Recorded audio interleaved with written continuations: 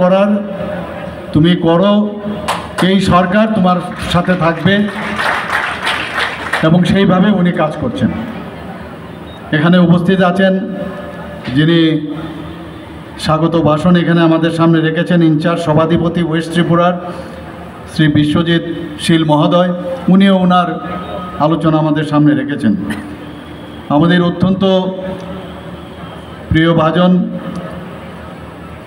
আমাদের বিশিষ্ট সমাজসেবী বিপিন দেববর্মা মহোদয়, এবং বিশেষ করে এই যে অভিযান ধরতি আবা জনজাতীয় গ্রাম উৎকর্ষ অভিযান সব জায়গায় যাতে এটা সাকসেস হয় তার জন্য ওনার একটা বিশেষ যে যোগদান এখানে আছে আমাদের সবার প্রিয় বিপিন দেববর্মা মহোদয়। তাছাড়া এখানে উপস্থিত আছেন বিএসসির চেয়ারম্যান বেলবাড়ি শ্রী রাখেন দেববর্মা মহোদয়, এবং ওনার সম্পর্কেও আমার পূর্ববর্তী বক্তা বলেছেন যে এই প্রোগ্রামটা বিশেষ করে আজকের এই বেলবাড়িতে যে অনুষ্ঠান সেটা যাতে ফলপ্রসূ হয় উনিও প্রচুর পরিশ্রম করেছেন। কে শশী কুমার আমাদের যার উদ্যোগে আজকের এই অনুষ্ঠান, ডিএম ওয়েস্টের ডক্টর বিশাল কুমার সমাজসেবী, এই এলাকার যার অবাধ বিচরণ, এখানে উপস্থিত বিভিন্ন স্তরের যারা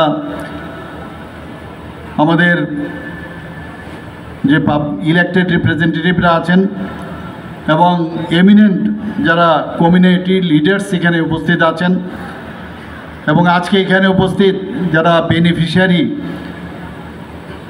যে স্কিম নেওয়ার জন্য যারা উপস্থিত আছেন, এবং বিশেষ করে এখানে যারা স্টুডেন্টরাও আমি দেখতে পাচ্ছি, আমার ছোট ছোট ছেলে মেয়েরা, ভাই ও বোনেরা, এবং ডিফারেন্ট যে ডিপার্টমেন্টসের ভেরিয়াস ডিপার্টমেন্টসের যারা আধিকারিক থেকে শুরু করে এবং অন্যান্য যারা কর্মচারীরা এখানে উপস্থিত আছেন, এবং আমার প্রিয় সাংবাদিক বন্ধুরা, সবাইকে আমি হার্দিক অভিনন্দন ও শুভেচ্ছা জানাতে চাই।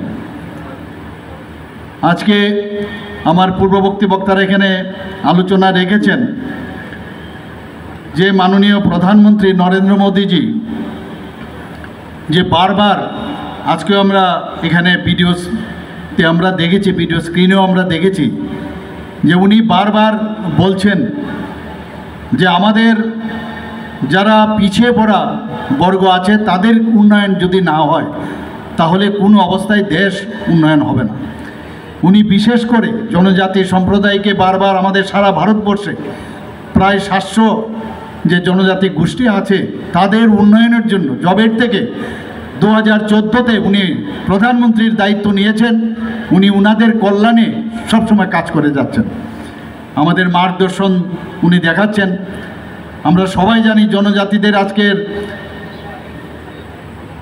যিনি রিপ্রেজেন্ট করছেন আমাদের ভারতবর্ষের, যিনি সম্মানীয় রাষ্ট্রপতিজি জনজাতি গোষ্ঠী, সেটা একমাত্র সম্ভব হয়েছে মাননীয় প্রধানমন্ত্রীজির জন্য। আমাদের ত্রিপুরা একটা ছোট্ট রাজ্য এবং জনজাতি গোষ্ঠীর একজন ব্যক্তিকে, রাজ পরিবারের একজনকে তেলেঙ্গানার মতো একটা বৃহৎ যে রাজ্য সেখানে গভর্নর হিসাবে নিযুক্তি দিয়েছেন, এবং সেটা সম্ভব হয়েছে মাননীয় প্রধানমন্ত্রীজির জন্য। প্রমাণ দেওয়ার বিষয় নয়, যেমন বলেন সেভাবে কাজও করেন। আজকে আমরা প্রাউড ফিল করি, আমরা সত্যি আনন্দিত যে এই রকম একজন প্রধানমন্ত্রী আজকে আমাদের দেশের প্রধানমন্ত্রী হিসাবে উনি দায়িত্ব পালন করেছেন। দেশকে একদিকে শক্তিশালী করা, ইনফ্রাস্ট্রাকচার ডেভেলপমেন্ট করা, সমস্ত যারা আগামী দিনের যারা প্রজন্ম তাদের জন্য যা যা করার সেই কাজ উনি নিয়মিত করে যাচ্ছেন। আজকে আমরা we are in safe hand আমরা বলতে পারি। আগেও আমরা দেখেছি 2014 আগে খালি স্ক্যামের যে দেশ পরিচালনায় যারা কাণ্ডারীরা ছিলেন সেই কাজ আমরা দেখতাম। আমরাও ভাবতাম যে বুঝি এই ধরনের এই রাজনীতিতে আসার পরে যারা এই শাসনভার হাতে নেবে তাদের কাজই হচ্ছে স্ক্যাম করা। ত্রিপুরা রাজ্যে আমাদের 2018-র আগে ত্রিপুরা রাজ্যের কী অবস্থা ছিল আমরা সবাই জানি। চারিদিকে কী অবস্থা ছিল, জনজাতিদেরকে নিয়ে ভোট বাক্সে পরিণত করেছে, কাজের কাজ কিছুই করেনি। আর আমাদের এই সরকার, ভারতীয় জনতা পার্টির নেতৃত্বাধীন যে সরকার, আজকে আমাদের সাথে আইপিএফটি আছে, আমাদের সাথে মথা আমাদের সাথে আছে। তো ভারতীয় জনতা পার্টির নেতৃত্বাধীন সরকার সবসময় চিন্তা করছে যে সমস্ত জনজাতির যারা সম্প্রদায়ের আছে তাদের যাদের সেলফ রিলায়েন্স, তাদের আত্মনির্ভর হওয়ার যে ব্যবস্থা সেটা আমাদের করতে হবে, এবং সেইভাবে কিন্তু আমরা কাজ করছি। আমাদের যারা আগামী দিনের ভবিষ্যৎ, তাদের আমাদের চিন্তা করতে হবে যে ব্যাটন আমরা এখানে থাকবো না কেউই, কিন্তু নেক্সট ব্যাটন এমন যারা নেক্সট জেনারেশন আছে তাদের কাছে আমাদের দিতে হবে। মাননীয় প্রধানমন্ত্রীজি, আপনারা দেখেছেন পরীক্ষা পে চর্চা প্রতি বছর, সেখানে ছোট ছোট ছেলে মেয়েদের যাতে পরীক্ষা নিয়ে তাদের স্ট্রেস রিমুভ যাতে না থাকে, তাদের স্ট্রেস থেকে বের করার উনি সবসময় কাজ করেন। শুধু তাই নয়, আমরা প্রতি মাসের শেষ রবিবার মাননীয় প্রধানমন্ত্রীজি আমাদের কি করেন যে মন কি বাত অনুষ্ঠান। আগে এই মন কি বাত অনুষ্ঠান নিয়ে বিরোধীরা অনেক কটূক্তি করেছেন, কিন্তু আজকে সারা পৃথিবীর মধ্যে আমার জানা নেই যে প্রধানমন্ত্রী যে কাজটা করেন একটা রাষ্ট্রের প্রধান হয়ে, যে সমস্ত মানুষের সাথে কথা বলার যে সুযোগ, ছেলে মেয়েদের কাছ থেকে খবর নেন যে কি করা এবং ওনারা কি করছেন, সেই বিষয়গুলো আমাদের সারা মানুষের কাছে উনি সেই মন কি বাত অনুষ্ঠানের মধ্যে দেন। এই যে মানুষের সাথে সম্পর্ক রাখা, আগে তো আমরা সেটা দেখিনি। আমরাও সেই দিশায়, আমরা ডাবল ইঞ্জিনের সরকার সেটা বলে, আমরাও সেই দিশায় কিন্তু আমরা কাজ করছি। আমরা সংখ্যাধিক্যের কারণে জনপ্রতিনিধি হই ঠিকই, জনপ্রতিনিধি হওয়ার পর আমরা সরকার, সংখ্যাধিক্যের কারণে আমরা সরকার গঠন করি, কিন্তু আমাদের ভুলে যাওয়া চলবে না যে আমরা যাদের কারণে ভোটে আমরা জিতেছি, আমাদের দায়বদ্ধতা রয়েছে, তাদের জন্য আমাদের কাজ করতে হবে সকাল থেকে রাত্র পর্যন্ত। আগে আইএস করার রাজনীতি আমরা দেখেছি 2018 আগে এই রাজ্যে, কিন্তু আমাদের যে সরকার, আমাদের প্রতিটা ক্যাবিনেট মিনিস্টার থেকে আরম্ভ করে জনপ্রতিনিধিরা সারাক্ষণ ধরে কাজ করছে কিভাবে মানুষের জন্য কাজ করা যায়। এখানে আমাদের যে বিশেষ বিশেষ স্থান, যেগুলো বেনিফিশিয়ারি স্কিম, প্রচুর বেনিফিশিয়ারি স্কিম কেন্দ্রের এবং আমাদের রাজ্যের। মাননীয় প্রধানমন্ত্রী যে প্রায়শ আমাদের যে মুখ্যমন্ত্রী কনক্লেভ হয়, কি কি কাজ হয়েছে, কত পার্সেন্ট তার স্যাচুরেশন এসছে, সেই বিষয়ে কাজ হচ্ছে। একটু আগে আমরা স্টেজে বিভিন্ন জায়গায় এত লক্ষ লক্ষ টাকা দিচ্ছি, কোটি কোটি টাকা দিচ্ছি, আপনারা দেখেছেন। এবং মানুষকে যাদের কর্ম, আমরা সবাইকে আমরা চাকরি দিতে পারবো সেটা বলছি না, এবং আমাদের সরকার, এই সরকার বলছে আমরা কর্মসংস্থানের সুযোগ আমরা করব। এর মধ্যে আপনারা দেখেছেন প্রায় আমাদের সরকার আসার পর 19,000-এর মতো আমরা চাকরি দিয়েছি, ডাইরেক্ট আমাদের এই সরকার চাকরি দিয়েছে। শুধু তাই নয়, 5,000-এর উপরে ইনডাইরেক্ট যে চাকরি সরকারি বেসরকারি, সেখানেও আমরা 5,000-এর মতো আমরা চাকরি দিয়েছি। এখানে বিভিন্ন যে আউটসোর্সিং আছে সেখানেও প্রচুর চাকরির ব্যবস্থা হয়েছে। একদিকে চাকরি, কর্মসংস্থানের সুযোগ, সেই কাজটা আমরা ভারতীয় জনতা পার্টির সরকার সেই কাজটা আমাদের করছে। মাননীয় প্রধানমন্ত্রীজি 2 অক্টোবর 2024-এ আজকের এই যে ধরতি আবা জনজাতি গ্রাম উৎকর্ষ অভিযান, কীরকম নাম উনি দিয়েছেন যে জনজাতিদের যে গ্রাম আছে সেখানে উৎকর্ষতা থাকতে হবে 100%। সেখানে আমরা যে স্কিম করেছি সেই স্কিমগুলো খালি ঘোষণা সেটা চলবে না, সেখানে প্রতিটা ঘরে এই স্কিমের যে বেনিফিশিয়ারি যে বিষয়গুলো আছে সেইগুলো নিয়ে যেতে হবে। সেই কাজটা আজকে মাননীয় প্রধানমন্ত্রীজি সেটা জানেন যে ঘোষণা করে আগের সরকার এগুলো করত, কিন্তু সেটা ইমপ্লিমেন্টেশন হচ্ছে কিনা। আমাদের দিল্লিতে যখন আমাদের কনক্লেভ হয় সেখানে হচ্ছে, আবার রাজ্যে রাজ্যে সেখানে উনি বসে থেকে মানে আত্মতুষ্টিতে ভুগেন না যে সেটা হচ্ছে কিনা, তার জন্য উনি কাজ করছেন। বন্ধুগণ, আজকের এই যে ধরতি আবা জনজাতীয় গ্রাম উৎকর্ষতা যে অভিযান, সেখানের যে মেইন যে বিষয়গুলো অনেকগুলো আছে, তার মধ্যে যে আবাসন নির্মাণ, যাতে প্রধানমন্ত্রী আবাস যোজনা সেটার জন্য স্যাচুরেশন পয়েন্ট হয়। প্রধানমন্ত্রী আবাস যোজনা ত্রিপুরার এত ভালো কাজ করেছে, যার জন্য ভারতবর্ষের মধ্যে কিন্তু আমরা মানে বলতে গেলে 1 নম্বরে আমরা আছি পার্সেন্টেজ ওয়াইজ। আমরা গ্রামীণ সড়ক নির্মাণ, সেটাও আজকের এই যে অভিযান, তারও একটা বিভিন্ন জায়গায় প্রধানমন্ত্রী গ্রামীণ সড়ক যোজনায় কত কিলোমিটার হলো সেই বিষয়ে আর কোথাও বাকি আছে কিনা সেই অভিযানের মধ্যে, তার বিষয়েও সেই দেখার জন্য আজকের এই অভিযান। যেখানে ইলেকট্রিসিটি নেই, যেখানে সৌর প্রকল্পের যে প্রকল্প আছে সেইগুলো সব জায়গায় জনজাতিদের এলাকায় গেছে কিনা তার বিষয়েও স্যাচুরেশন পয়েন্টের জন্য আজকের এই অভিযান। যেখানে ভ্রাম্যমাণ মেডিকেল ইউনিটের ব্যবস্থা করা হয়েছে, বহু জায়গার মধ্যে স্বাস্থ্য যে মানে সেখানে হসপিটাল নেই, সেখানে সাব ডিভিশনাল হসপিটাল হয়তো বা নেই, বা অন্যান্য যে হসপিটালগুলো সেখানে না থাকার জন্য, যদি না থাকে সেখানে যে ভ্রাম্যমাণ মেডিকেল ইউনিটের ব্যবস্থা করা। আমাদের অঙ্গনওয়াড়ি কেন্দ্র, এখানে মাননীয় মন্ত্রী বাহাদুর এখানে বলেছেন, জনজাতি হোমস্টের ব্যবস্থা করা, পানীয় জলের সুযোগ সেই ব্যবস্থা করা, এবং ছাত্রাবাস, জনজাতিদের যে ছাত্রাবাসগুলো নির্মাণ, এবং উন্নত টেলি যোগাযোগ ব্যবস্থা এবং ট্রাইবাল মাল্টিপারপাস যে মার্কেটিং সেন্টার নির্মাণ করা। এই অভিযানের এই বিষয়গুলো এখানে রাখা হয়েছে। মেইন আরও অনেকগুলো আছে। এখানে পাট্টা দেওয়ার ব্যবস্থা, এখানে আজকে টিভির স্ক্রিনে আমরা দেখেছি, সেই প্রাপকদের অর্থনীতি যাতে উন্নত হয় তাদের পাট্টা দেওয়ার মাধ্যমে সেই কাজটা আমরা করেছি। আজকে এই কর্মসূচির আওতায় মাননীয় প্রধানমন্ত্রীজি 500 সারা ভারতবর্ষে 549টি জেলার 549টি জেলার মধ্যে 2911টি ব্লকে 63,800 গ্রাম অন্তর্ভুক্ত করেছে, এবং যার ফলে 5 কোটিরও বেশি জনজাতি নাগরিক তাতে করে উপকৃত হবে। বন্ধুগণ, এই অভিযানটি 2024-25 যে তারিখে সেটা শুরু হয়েছিল, এবং সেটা 5 বছর অবধি চলবে। 2028 আজকে শুধু করলাম সেটা না, 1 মাসের জন্য চলবে না, 5 বছর সমানে, অর্থাৎ 2028-29 পর্যন্ত সেটা চলবে, যতক্ষণ পর্যন্ত না এই 100% স্যাচুরেশন পয়েন্ট আসে। এখানে আমরা 17টি যে মন্ত্রণালয় আছে আমাদের ভারতবর্ষের, সেখানে তাদেরকে ইনভলভ করা হয়েছে, এবং 25টি, আমি তো কিছু বললাম, 25টি স্কিমের যে তার যাতে মানুষের কাছে পৌঁছায়, জনজাতিদের কাছে যাতে পৌঁছায়, সেই ব্যবস্থাই এই আমাদের অভিযানের মধ্যে রাখা হয়েছে। ত্রিপুরা রাজ্যে আমরা এখন পর্যন্ত 8টি জেলায় এবং আমাদের 52টি ব্লকের 392টি যেটি রেভিনিউ গ্রাম আছে, তার মধ্যে 779টি গ্রাম পঞ্চায়েত ও ভিলেজ কমিটি এতে করে উপকৃত হবে। আমাদের রাজ্যের 20টি দপ্তর এর মধ্যে ইনভলভ করা হয়েছে।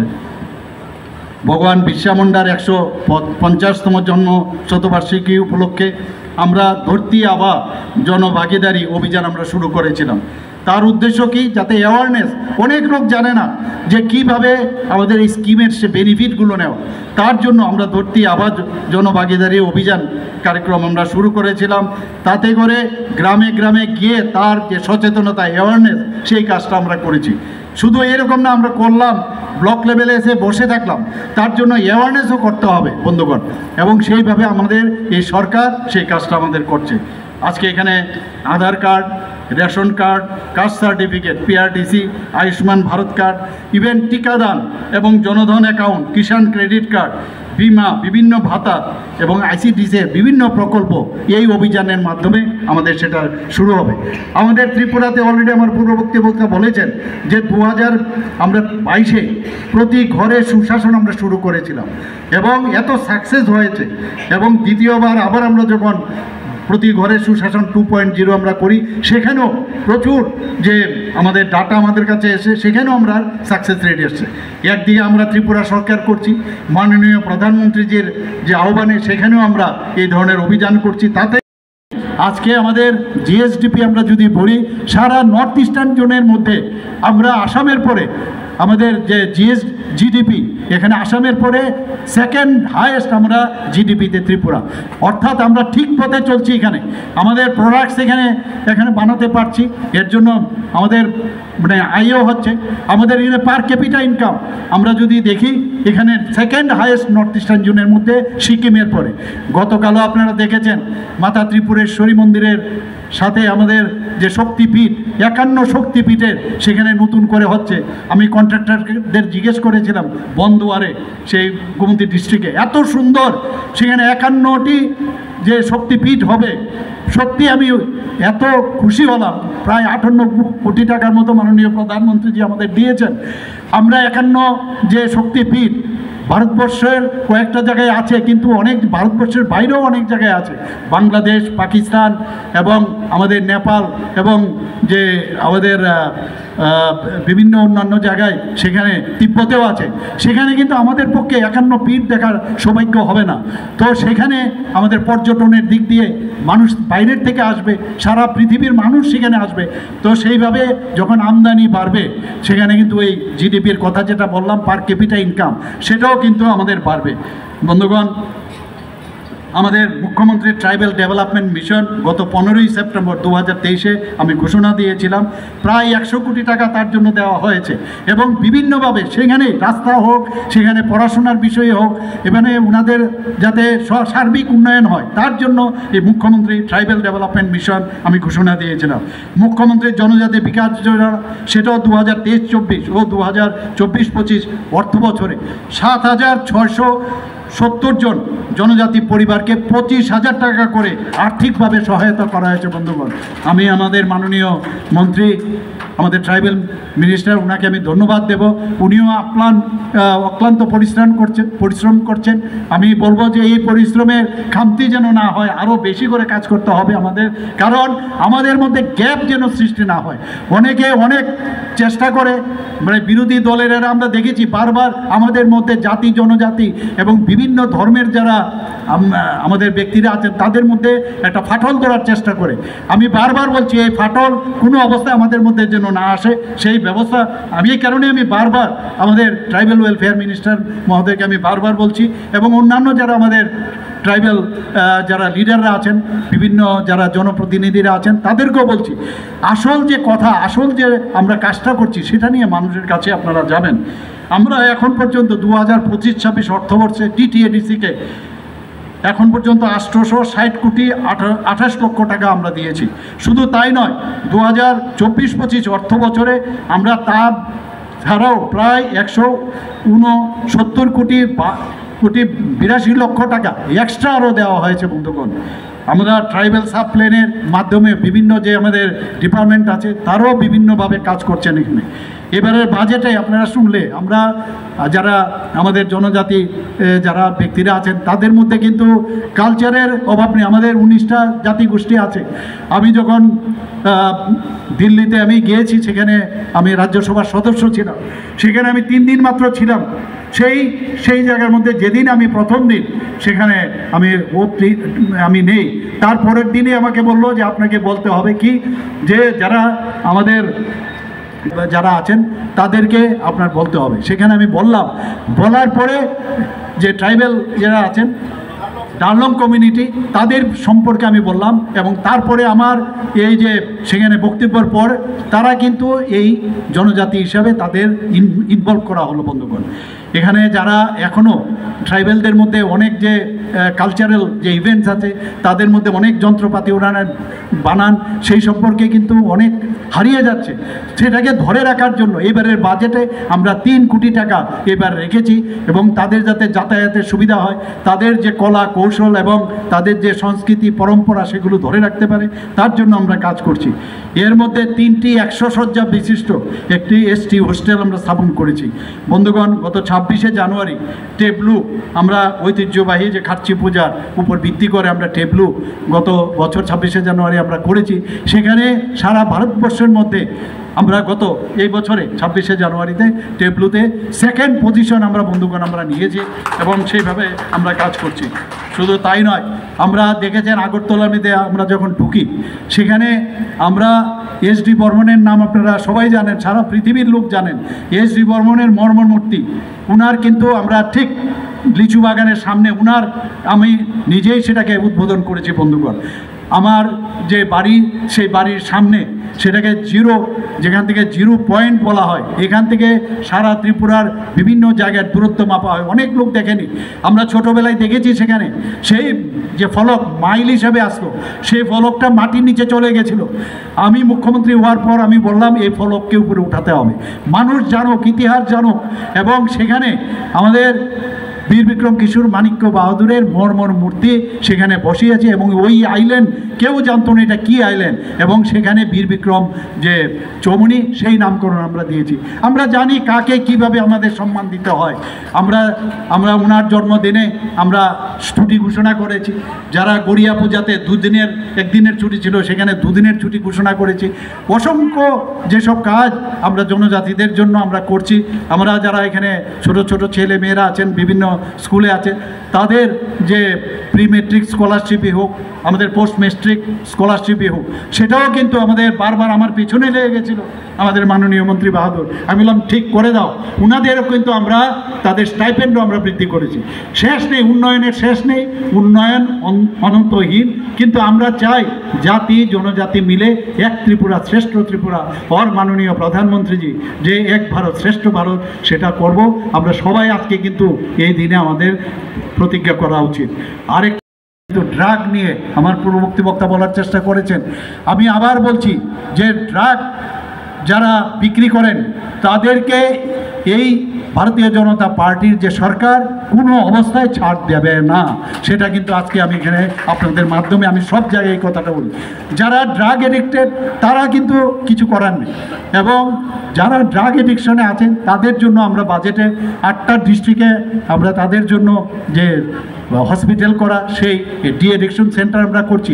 শুধু তাই না, মাননীয় প্রধানমন্ত্রীজি আমাদেরকে প্রায় 112 কোটি টাকার উপরে আমাদের দিয়েছে একটা বড় ডি এডিকশন সেন্টার যাতে করা হয় বিশ্রামগঞ্জে, সেটা আমরা করছি।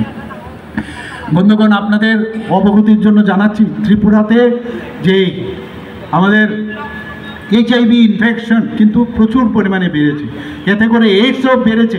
যদি HIV ইনফেকশন একবার চলে আসে, বিশেষ করে যারা এই ড্রাগ শিরাপথে নেয়, ভেইনের মাধ্যমে নেয়, তাদের জন্য আমি আবার বলছি যে এখনও টাইম আছে, তাড়াতাড়ি তোমরা নিজেদের যে একটা বিপদে চলছো সেটা বুঝে যাও, এবং তার জন্য অ্যাওয়ারনেস দরকার। এখানে যারা আছে আমি এ বিষয়ে বলবো তাদেরকে বলা উচিত। যদি প্রথমে, কারণ একবার যখন